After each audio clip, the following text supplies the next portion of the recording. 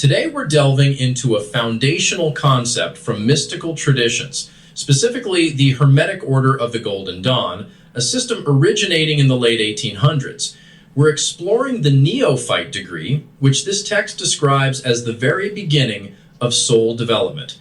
Eloise, what exactly does this Neophyte stage symbolize? Noah, the Neophyte Degree is represented as 0 equals 0, and it's essentially the entry-level initiation into spiritual awakening. Imagine stepping out of darkness, or what the text calls everyday ignorance, and seeing the first glimmers of spiritual light. It's like a newborn stage for your soul where you begin to explore your ego, acknowledge your limitations, and truly understand your deeper potential. It's tied to Melketh on the Tree of Life, representing the earthly realm where we ground ourselves before advancing. So it's not just a ritualistic step, but a metaphor for these initial awakenings that happen to all of us. The text mentions breaking down this stage through three lenses: a male path, a female path, and their alchemical dance. Can you explain how this duality, these opposing forces, drives our soul's evolution? Certainly. The male path is characterized by a linear progression, almost like climbing a ladder, where an individual confronts challenges to build a strong ego.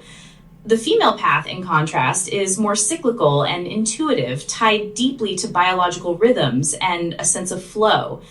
The alchemical dance is then how these two seemingly opposite approaches interact and energize each other, particularly in relationships, to create wholeness. This duality, like spirit and body, isn't meant to be in conflict. It's what fuels our growth. This stage also confronts basics like language barriers, emotional wants, and the fear of death, all while building a healthy sense of self.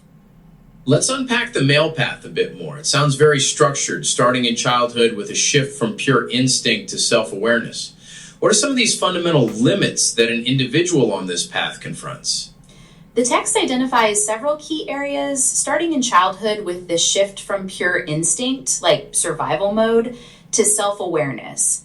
One big limit is language. Words often fall short when expressing deep feelings, leading to secret inner worlds shared only with a higher power.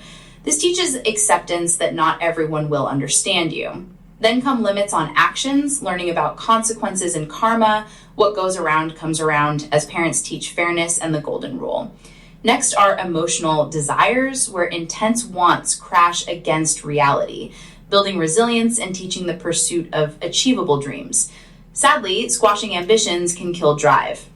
So these are all external or social limits initially. Does it move into more personal or existential challenges? Yes, absolutely. Personal limitations follow, acknowledging physical traits or inherent abilities, which fosters self-love and confidence through small, earned victories. Deeper questions then arise about immortality and destiny, sparking a sense of purpose, but also a feeling of helplessness against fate. Right and wrong solidify, often through accepting elders' wisdom, though this can lead to stagnation if not critically examined. Finally, the fear of death looms, with religions often offering answers, heaven versus hell, but this can breed distrust of natural instincts, teaching the body as sinful. The text compares mastering these 8 areas to Erik Erikson's psychosocial stages, building a healthy ego through a linear progression, conquering one limit to move to the next. It sounds like a very goal-oriented, almost an ascent. This linear step-by-step approach seems quite demanding. How does the female path, with its emphasis on intuition and flow, contrast with this structured climb? The female path is truly different. It's described as riding a river, cyclical, intuitive, and tied to the body's rhythms. Girls often start with an innate goddess awareness, an intuitive sense that everything connects and possibilities abound. It's optimistic, carefree, and expressive, with communication ringing with innocent truth. Rebellion in teens comes naturally, pushing against rules and using manipulation to get desires. Emotions are fluid. There aren't fixed wants, just joy and fulfillment, though impatience can brew as time blurs. So less about mastering specific limitations and more about experiencing and integrating natural cycles. Precisely. Dreams of future roles like motherhood fuel a sense of control over destiny. Intuition guides long-term visions, and concepts of right and wrong feel fluid, seen as potentials to explore.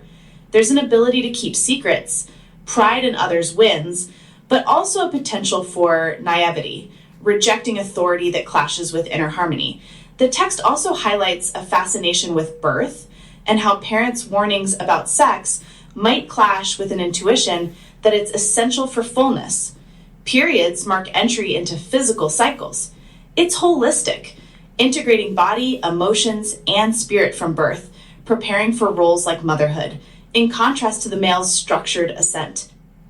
Given these two distinct paths, the male's linear ego building and the female's intuitive flow, how do they engage in this alchemical interaction the text mentions? How do they spark growth through partnership? This is where duality truly shines in relationships.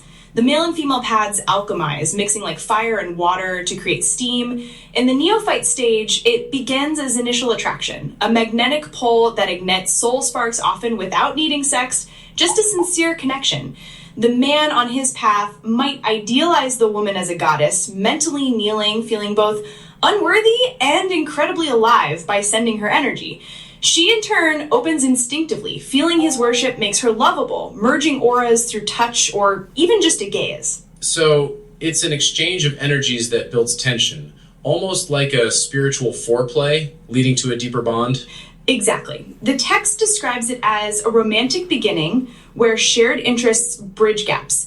He generates idealistic energy to uplift her, and she transforms it into healing or helps him achieve goals. Together, they achieve balance. His limits are met by her flow, and her cycles are grounded by his structure. This tantric-like exchange, this prolonged emotional buildup, fosters wholeness, transforming solo struggles into shared awakenings. That's a fascinating way to describe relational dynamics through a spiritual lens.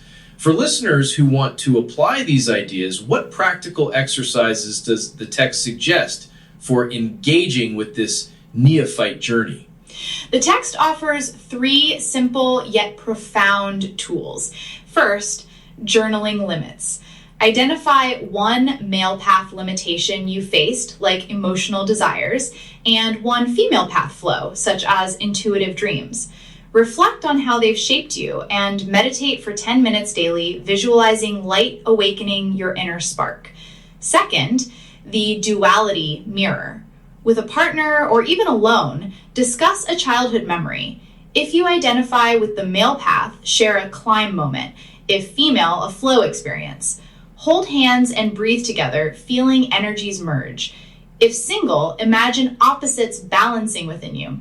Finally, a nature ritual. Visit an oak tree, which ties into the book's broader theme. Touch its bark, ground yourself, whisper your limitations, and let your intuition respond. This echoes the elemental introductions of the Golden Dawn. These exercises are meant to build self-awareness, transforming challenges into catalysts for growth. It sounds like the Neophyte Degree truly is the soul's hello to the world, combining the awakening of ego through limitations, the embrace of intuition, and the alchemy of partnership. It's a foundational stage, preparing us to move from symbolic blindness into light. Understanding this duality not as conflict, but as harmony seems to be the core takeaway. If this discussion resonated with you, consider sharing this episode with someone you think would benefit from hearing